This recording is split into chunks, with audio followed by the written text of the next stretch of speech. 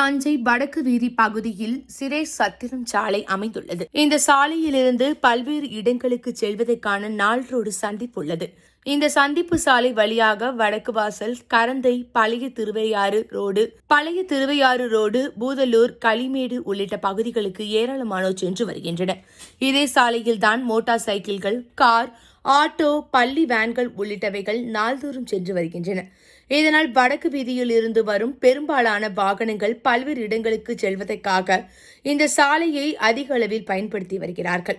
காலை மற்றும் மாலை நேரங்களில் பள்ளி, கல்லூரி மாணவ மாணவிகளும் பாதசாரிகளும் இந்த வழியாகவே தங்கள் வீட்டிற்கு செல்கிறார்கள்.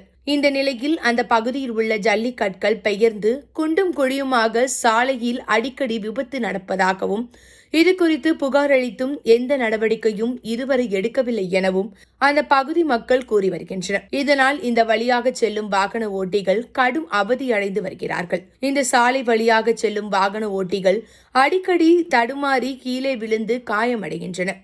கரடு முரடான பள்ளங்களினால் வாகனங்களின் டயர் சில நேரங்களில் பஞ்சராகி விடுகின்றது. குண்டும் குழியுமான சாலையால் மழை நேரத்தில் தண்ணீர் தேங்கி சாலை இருப்பது கூட தெரியாமல் விபத்துகளும் அதிகரிக்க வாய்ப்புள்ளது.